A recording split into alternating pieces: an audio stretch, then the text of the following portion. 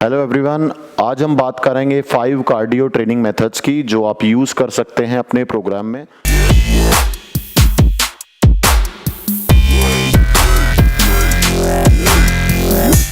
तो अगर आप अपना एक ही तरह का कार्डियो करके बोर हो गए हैं, आपको लगता है आपके उसी सेम तरह के कार्डियो करने से फैट लॉस आके रुक गया है, तो इन 5 मेथड्स को आप अपने प्रोग्राम में डाल सकते हैं।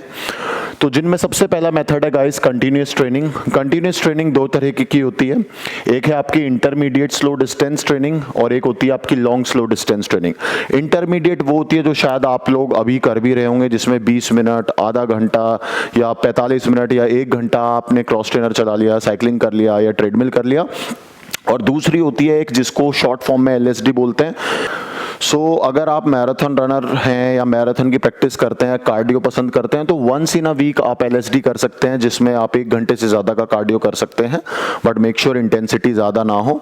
बट येस, अगर आप मैराथन की प्रैक्टिस नहीं कर रहे हैं बट स्टिल आपको कार्डियो करना पसंद है, तो आई विल पर्सनली रिकमेंड कि 1 घंटे से ज़्यादा का कार्डियो आप ज़्यादा ना करें, बिकॉज इसमें आपका कॉर्टिसोल भी बढ़ता है, मसल लॉस के चांसेस भी बढ़ते हैं।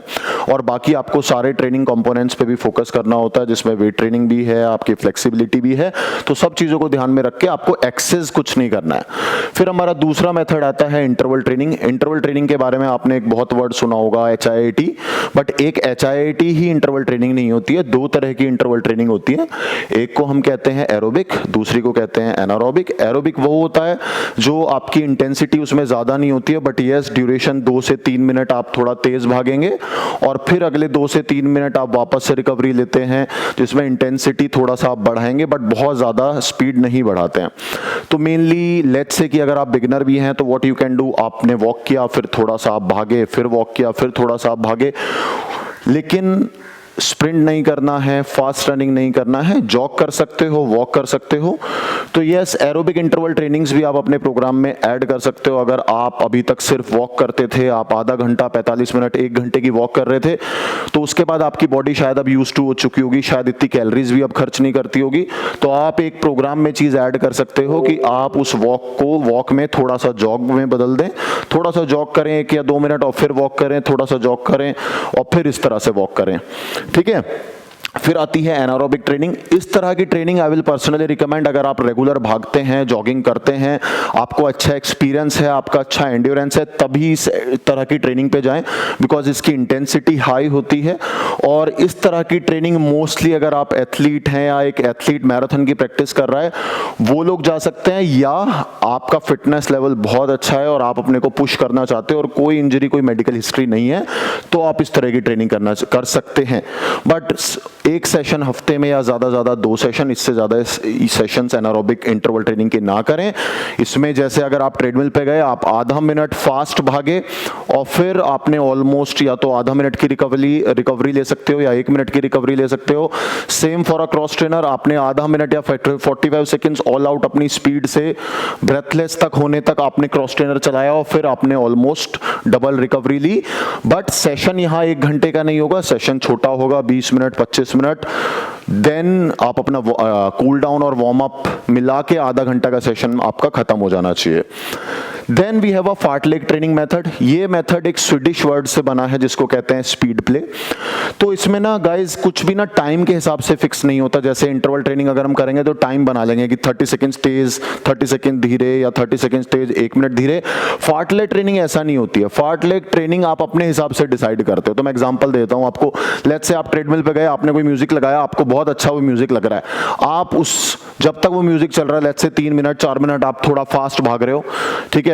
जब वो म्यूजिक चेंज हो गया तो आप थोड़ा सा धीरे हो गए। जब भी आपको रिदम बन रहा है, you feel you are recovered, आपकी ब्रेथ रिकवर्ड हो गई है, आपकी हार्ट रेट रिकवर्ड हो गई है, आपकी बॉडी रिकवर हो गई, आप फिर से तेज भाग सकते हैं, फिर से धीरे भाग सकते हैं। तो इस तरह की फार्टलेग ट्रेनिंग मेथड भी यूज किया जा सकता है आपकी ट्रेनिंग में।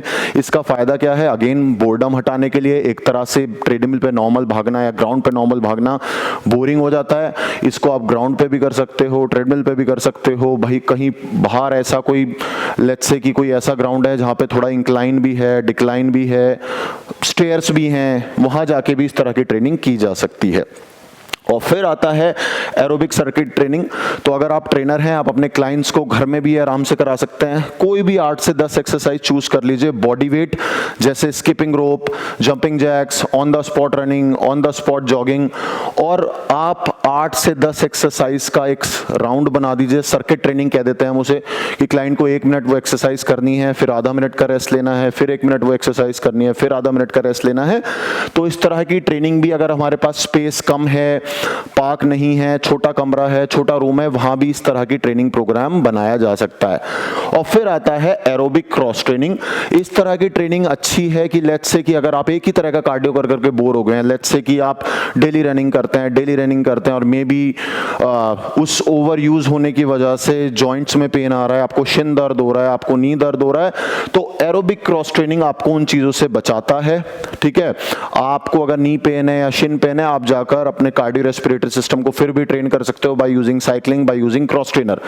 तो इस तरह की ट्रेनिंग मोस्टली एथलीट भी यूज करता है कि वो एक ही तरह की चीजें कर करके अगर बोर हो गया है या बाय चांस वो इंजर्ड है, बट यस अगर वो एक्सरसाइज नहीं करेगा तो उसका एंड्योरेंस कम हो सकता है, एंड्योरेंस ड्रॉप हो सकता है, तो वो एरोबिक क्रॉस ट्रेनिंग अपना सकता है। मे बी रनिंग ना करके वो क्रॉस ट्रेनर कर ले, या मे बी साइक्लिंग कर ले या स्विमिंग कर ले, टू मेंटेन हिज और हर endurance.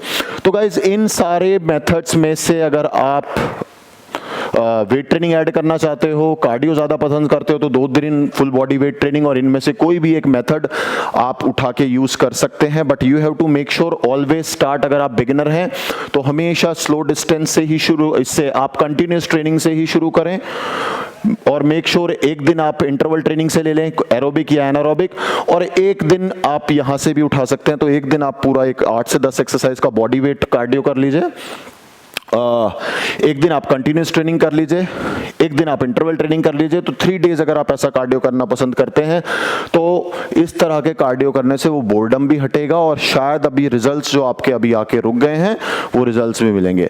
Thank you so much.